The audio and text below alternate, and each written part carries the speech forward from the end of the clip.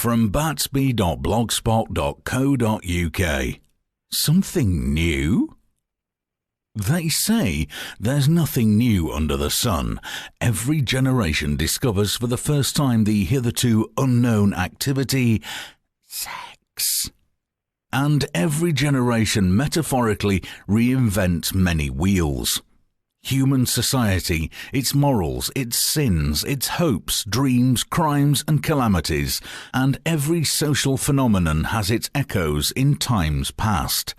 I was reminded of this last week when I heard on the radio, in the early hours of the morning, the short poem by Bertolt Brecht, "Everything new is better than everything old."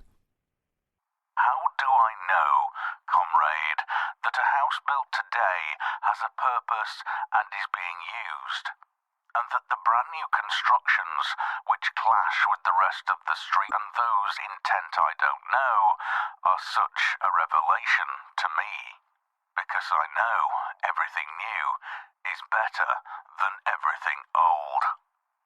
It is satire, of course, a play on the plagiarism of novelty, and much like reading Dickens today and discovering that the human race has evolved not one pace forward since the days of Victorian squalor. Indeed, Dickens wrote at length at the plight of slum dwellers in those unlit streets. The average height back then was about 5'5", that's around 165 centimetres. Today it is more like 5'10", or 178 centimetres. But this simple statistic ignores societal variations. Those in deprived areas are more likely to tend to the Victorian average, and as social mobility has been lost, whole inner city boroughs are made up of people for whom 6 feet in height is a freak of nature. Everything new is better than everything old, but an old plan in new clothing has resurfaced to take advantage of this disadvantage. The government's technical housing standard requires floor-to-ceiling heights to be at least 2.3 metres, a requirement that has been in place for half a century or more.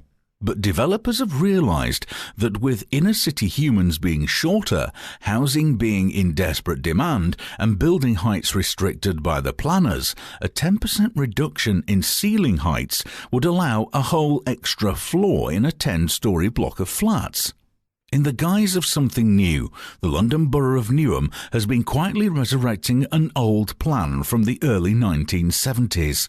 Despite the recent tragedy at Ronan Point, planners came out in favour of a trial scheme. In the interests of humanity, the developers of Harlow Newtown proposed a restriction in the height of inhabitants for precisely this reason, so that the words of Mr. Gabriel, a spokesman at the time, the genesis of the idea was the possibility that they could fit twice as many in the same building site. They said it was all right.